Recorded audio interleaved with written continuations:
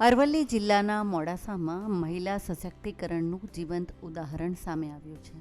મોડાસા શહેરમાં રહેતા રાજપૂત મહિલા અસ્મિતાબા હરપાલસિંહ પુવાર છેલ્લા 9 વર્ષથી સ્કૂલ વાન ચલાવી સેંકડો બાળકોને સુરક્ષિત રીતે શાળાએ પહોંચાડે છે.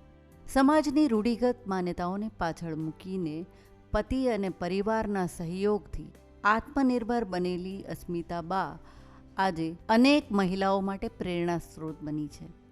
જોઈએ ઈટીવી ભારતનો આ ખાસ અહેવાલ. મોડાસાના સરડોઈ ગામના વતની અને હાલ મોડાસામાં રહેતા અસ્મિતાબા હરપાલસિંહ પુવાર છેલ્લા 9 વર્ષથી સ્કૂલ વાન ચલાવી પોતાનું અને પરિવારનું ગુજરાન ચલાવી રહ્યા છે.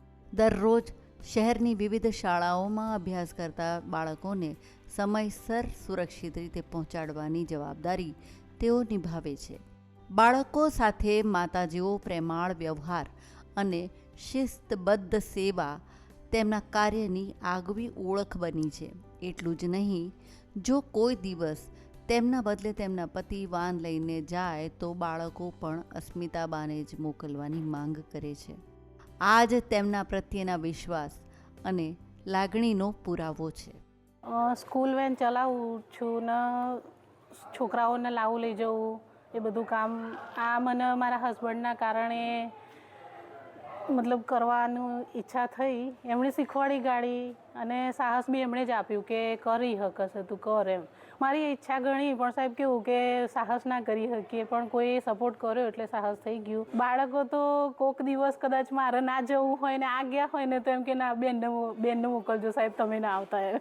બેટા કરીને જ વાત કરવાની સ્કૂલમાં છોકરાઓ જોડે. એ બી તમે જાતે જુઓ ને તો ખ્યાલ આવશે. પછી બધું વાત એમની સાંભળવાની, કંઈક પ્રોબ્લેમ કહે તો બેન આમ તેમ. કોઈક બાળક કોઈક દિવસ પાણી ભૂલી ગયું કે નાસ્તો ભૂલી ગયું તો એને રસ્તામાંથી લઈ આપવું, કંઈ વાંધો નહીં. કોઈકનો ફર્સ્ટ ડે હોય તો બી રડતા હોય આ તે તો પછી એને સંભાળીને લઈ જવું. એ બધું બેટા કરીએ એટલે છોકરાઓ તો એટલી માયા કે બેન તમે આવો એમ જ કે બેન તમે જ આવજો એમ. અન્ય મહિલાઓને કહું કે જેને જેમાં બી ઇન્ટરેસ્ટ હોય ને એ આગળ કરવું જોઈએ. સપોર્ટ મળે ઘરમાંથી તો બહુ જ સારું, નહીંતર સાહસ કરીને કરવું જ જોઈએ. બહાર બી બધા ઘણા એવા છે કે આપણને સપોર્ટ કરે બધા, અને થાય જ, કરી લેવાય થાય. અસ્મિતાબાએ ખેડા જિલ્લાના કપડવંજ તાલુકાના અતિસર ગામમાં ધોરણ 12 સુધી અભ્યાસ કર્યો છે. બાળપણથી જ કંઈક અલગ કરવાની અને પરિવારને મદદરૂપ બનવાની ઈચ્છા હતી. લગ્ન બાદ પતિ હરપાલસિંહ પુવારે તેમને કાર ચલાવતા શીખવ્યું. ત્યારબાદ તેમણે સ્કૂલ વાન ચલાવવાનો નિર્ણય લીધો. શરૂઆતમાં પડકારો હતા, પરંતુ આત્મવિશ્વાસ, પરિવારના સાથ અને મહેનતના બળે આજે તેઓ સફળતાપૂર્વક આ વ્યવસાય કરી રહ્યા છે. છેલ્લા 9 વર્ષમાં તેમને કોઈ અપ્રિય અનુભવ થયો નથી અને સમાજ તરફથી પણ સારો સહકાર મળ્યો છે. મારા બાબાનો બાબો છે, 3જા ધોરણમાં ભણે છે, વાનમાં જાય છે. બેનનો સ્વભાવ બહુ સારો છે અને સારી રીતે લઈ જાય છે પોતાના છોકરો હોય એ રીતે. અને વાનમાં એમ કે ગીત વાગતા નથી અને પેલું પોયમ ને એવું વગાડે છે. સ્વભાવ સારો છે. વાનમાં કોઈ બેનનો પ્લે નથી એમ માથાકૂટ જેવું. આ વાનમાં બહુ મજા આવે છે. આંટી અમારે બહુ સારી સ્ટોરી સંભળાવે છે અને બહુ મજા આવે આ વાનમાં. અસ્મિતાબાનું માનવું છે કે મહિલા ઈચ્છે તો કોઈ પણ કામ અશક્ય નથી.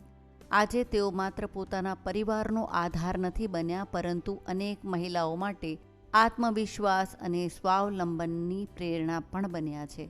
વિદ્યાર્થીઓ અને વાલીઓ પણ તેમની સેવાથી ખુશ છે.